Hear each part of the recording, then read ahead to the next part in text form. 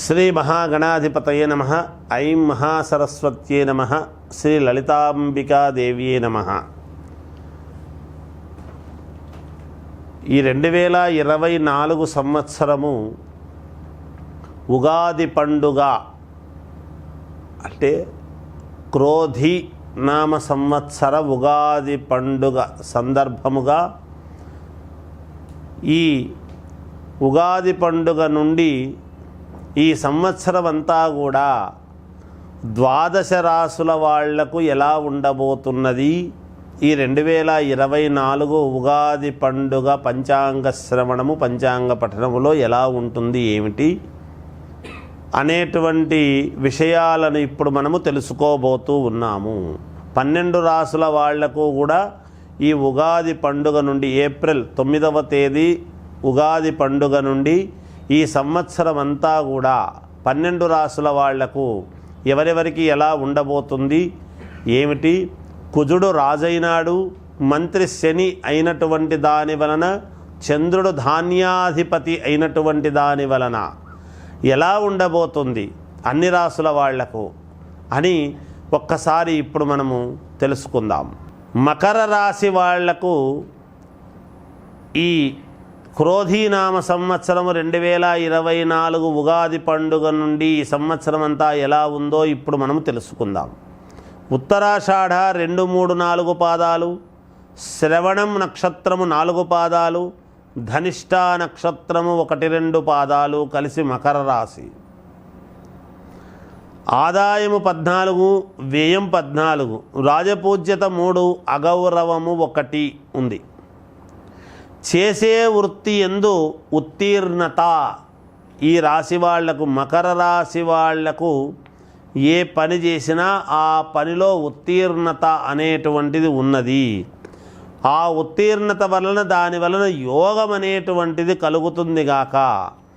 ధనలాభము, కీర్తి, సంపదలు, ప్రజలలో పలుకుబడి, మీరే కావాలి, మీరే ఉండాలి, మీ నీడనే మేముంటాము అనేటువంటి వాళ్ళు చాలా ఎక్కువ అవుతారు.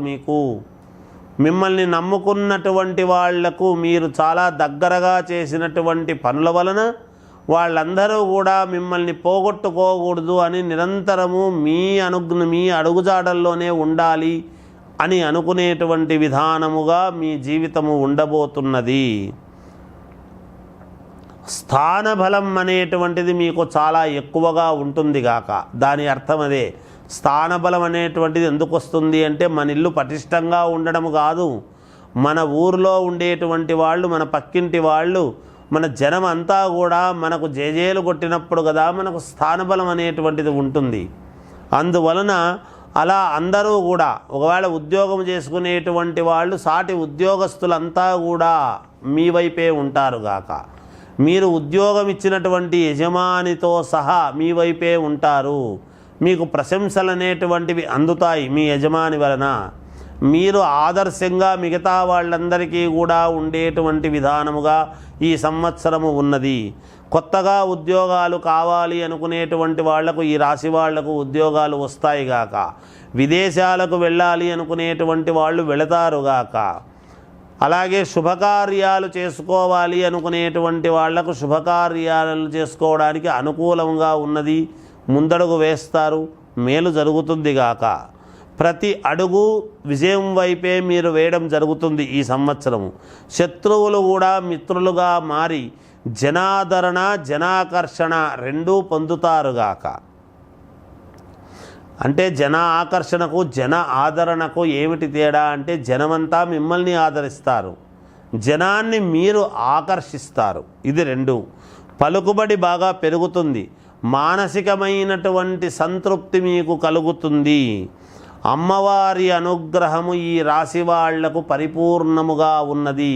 విపరీతమైనటువంటి శారీరక శ్రమ ఉంటుంది, ఎందుకంటే శని స్వక్షేత్రగతుడై ఉన్నాడు. మకర కుంభాలకు రెండిటికీ అధిపతి శనే కాబట్టి మీరు ఎంత శారీరక శ్రమ చేస్తారో అంత విజయాన్ని పొంది తీరుతారు అనేటువంటిది తెలియజేస్తున్నాను. విద్యార్థులకు చాలా యోగవంతముగా ఉన్నది. వ్యాపారస్తులకు మేలుగా ఉన్నది. సినిమా రంగములో ఉండేటువంటి వాళ్లకు చాలా అనుకూలవంతముగా ఉన్నది. రాజకీయాలలో ఉండేటువంటి వాళ్లకు ఉన్నతమైనటువంటి పదవి యోగం అనేటువంటిది ఉంది మీకు. ఏది ఏమైనా వ్యక్తిగతమైనటువంటి జాతకాలను ఒక్కసారి పరిశీలన చేసుకోండి, మీకు మేలు జరుగుతుంది. ఇంకా మంచి మెరుగైనటువంటివి కావాలి అనుకునేటువంటి వాళ్లకు మీ ఇంటి దేవుణ్ణి ఆరాధించండి, మేలు జరుగుతుంది. జయోస్తు. కుంభరాశి వారికి ఈ క్రోధీనామ సంవత్సరం 2024 ఉగాది పండుగ నుండి ఈ సంవత్సరం అంతా ఎలా ఉందో ఇప్పుడు మనం చెప్పుకుందాం. ధనిష్ట నక్షత్రము 3-4 పాదాలు, శతభిష నక్షత్రము 4 పాదాలు, పూర్వాభాద్ర నక్షత్రము 3 పాదాలు, 1, 2, 3 పాదాలు కలిస్తే కుంభరాశి.